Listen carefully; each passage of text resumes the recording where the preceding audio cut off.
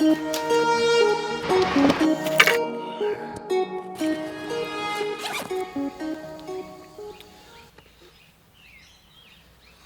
guys, how's it going? We're going to be doing a lens review today, and we're going to be checking out the 85mm 1.2 L series lens. Really gorgeous lens by Canon, made for full frame cameras. Really beautiful lens. I'm just going to jump straight in and smash some stats out for you so you know exactly what it is we're looking at.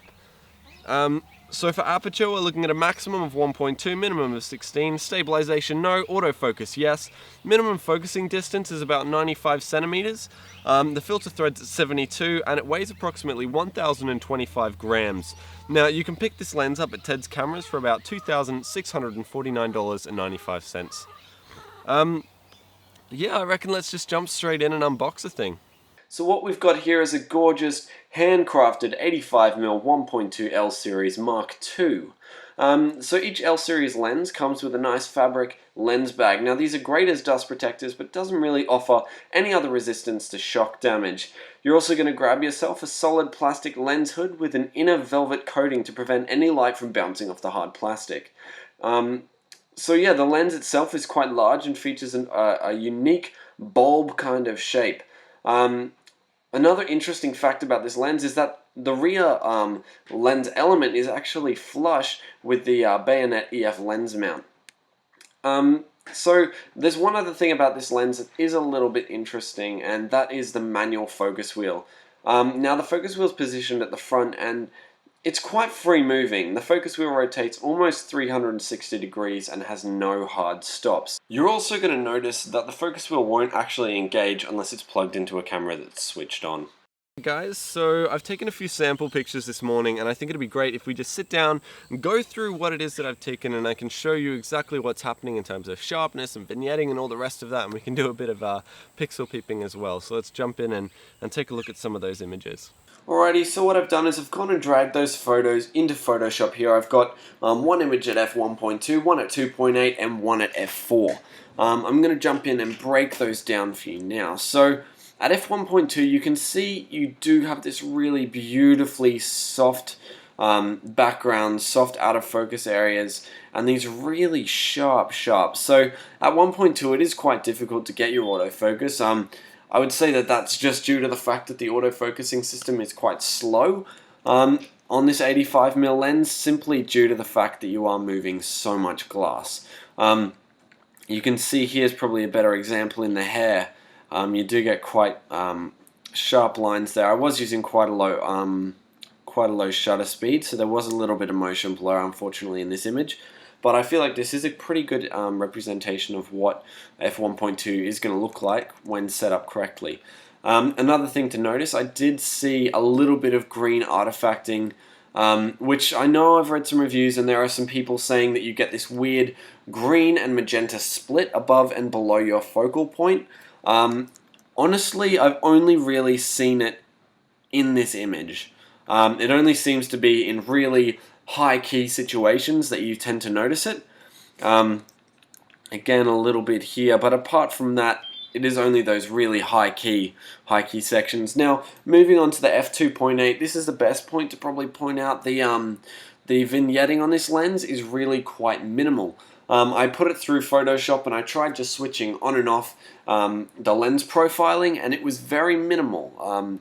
I noticed that there was a little bit of distortion, a little bit of warp due to the 85mm focal length and the way that affects your subject and the background.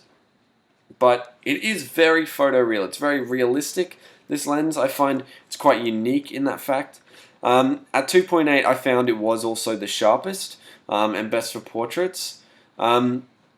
Again, I was taking these images while I was getting used to the autofocus, so I did miss a couple of points. But here I found it autofocused straight to the edge of the glasses. And you can see there's no real fringing either. This lens is quite good in that fact. And again, all the way through the hair, you're getting very solid lines. This was closer to the middle of the day, so I did get a lot more light. I could bump that shutter speed up and get a nicer, sharper image.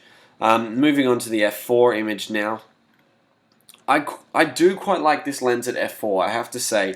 At 85 you do get a very shallow depth of field, and I found that at f4 it did give you enough information that it wasn't kind of cluttering your image, and you didn't get that separation that you'd want from most of your photography. But at f4 I found you get a wide enough depth of field and still a nice soft background. In terms of sharpness, you can see absolutely brilliant. You get all of your hard lines there, all the detail. I know my girlfriend said, please, for the love of God, tidy these images up, but I want to give them to you completely raw so that you can see exactly what I see straight out the camera. Now, I think this is a pretty good example to show you what the bokeh from this lens looks like. Now, it is pretty damn stunning. It's nice and round, nice and soft.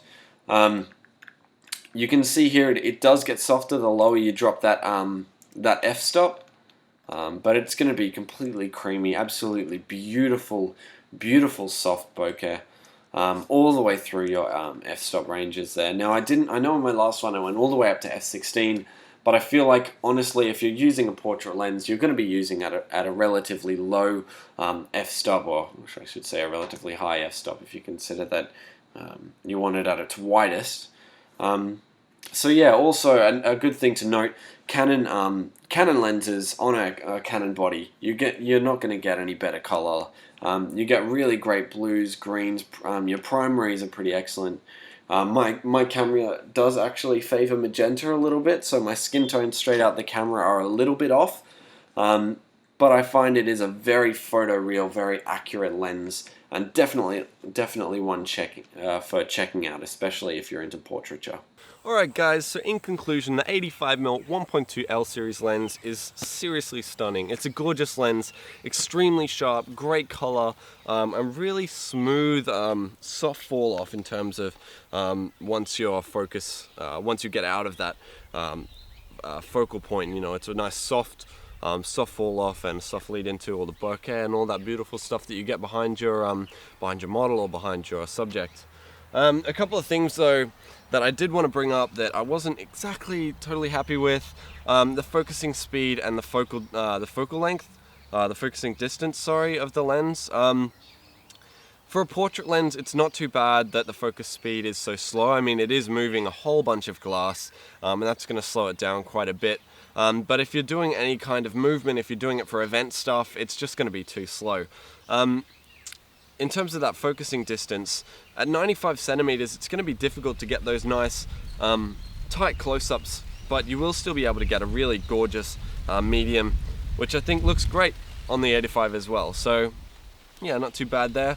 At just over a kilo, this lens is quite cumbersome, but I mean, it is an L series, it's got massive glass and it's a 1.2, so what can you expect really?